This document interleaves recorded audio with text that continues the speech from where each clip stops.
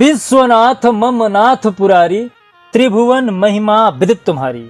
सावन के महीने में क्या हमें बाल कटाना चाहिए या नहीं कटाना चाहिए, एक एक करके सारी जानकारी इस वीडियो में दूंगा। यदि आपके मन में ये भ्रम है क्या हमें बाल कटाना चाहिए या नहीं कटाना चाहिए, क्या स्त्री को बाल कटाना चाहिए या पुरुष को कटाना चाहिए, क्या कारण है कि बाल नहीं काटना चाहिए और क्या कारण है कि हम कटा लेते हैं तो हमें कुछ भी नहीं होता है, एक एक करके जो सच्चाई है, जो आपके मन में भ्रम है, उसे दूर कर दूंगा। तो लास्ट तक आप इस वीडियो को जरूर देखिएगा। जय श्री महाकाल। मैं राहुल तिवारी आप सभी का आपका अपने इस चैनल में हृदय से स्वागत करता हूं। दोस्तों, सावन का जो महीना होता है शिव जी के लिए सबसे पवित्र महीना माना जाता है। इस समय श्री हरि विष्णु नींद की अवस्था में होते हैं। शिव जी पृथ्वी की बागडोर संभाल लेते हैं। जगत गुरु के रूप में शिव जी यहाँ पे कार्यरत रहते हैं।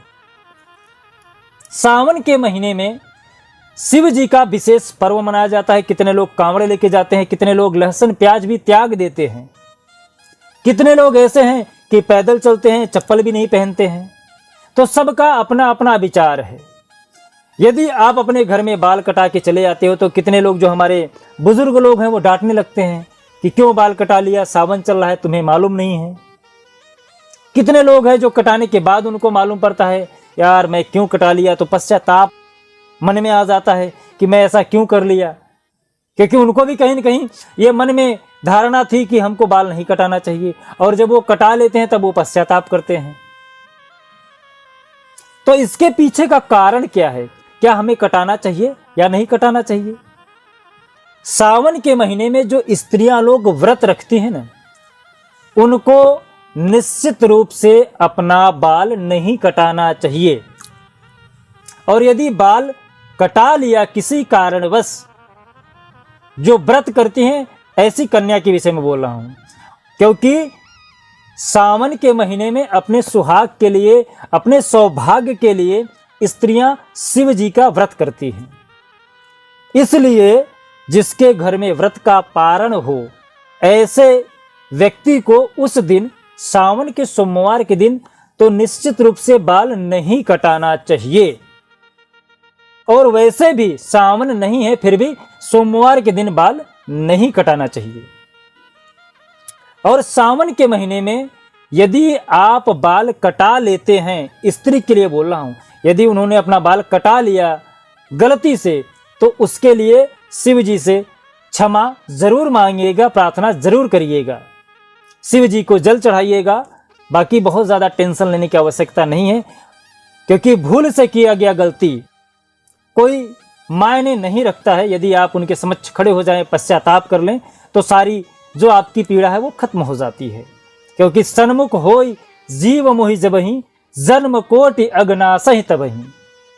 यदि आप ईश्वर के समक्ष हो जाते हैं तो ईश्वर आपके सारे पाप को नष्ट कर देते हैं। सावन के महीने में बाल कटाना न कटाना ये कोई मायने नहीं रखता है।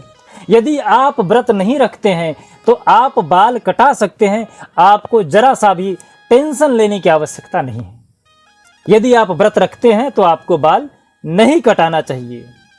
और फिर भी यदि आपको कहीं जाना है और आपको अर्जेंट है, नहीं कटाएंगे तो आज की स्थिति परिस्थिति ऐसी है कि सावन के महीने में कुछ नया कार्य करना है या फिर उनको कहीं जाना है जहाँ पे देख रेख करना है, आदमी सजना संवरना चाहता है आज के परिप्रेक्ष्य के हिसाब से कि मैं यदि अच्छे से नहीं जाऊंगा तो लोग क्या कहेंगे।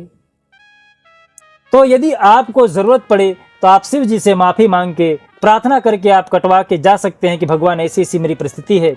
आप सर्वज्ञ हैं, आप सब कुछ जानते हैं। तो ये बहुत बड़ा इशू नहीं है, इसको लेके आप बहुत ज्यादा कंफ्यूजन मत होइएगा, क्योंकि शिव जी ये आपके भाव के भूखे हैं, आपके बाल के भूखे नहीं हैं।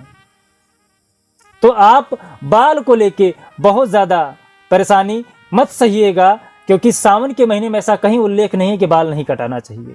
बस ये एक आस्था का विषय है और अपने अपने मन की स्थिति का विचार है। यदि आप मानते हैं तो अच्छा है, नहीं मानते हैं तो भी अच्छा है।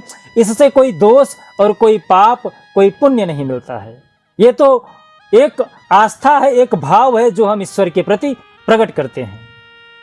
यदि आपके मन में और कोई प्रश्न है, कोई क्वेश्चन है, तो आप हमसे पूछ सकते हैं। और ये वीडियो कैसा लगा कमेंट करके जरूर बताइएगा। जय श्री महाकाल। आपका दिन शुभ हो, मंगल हो, स्वस्थ रहें, मस्त रहें।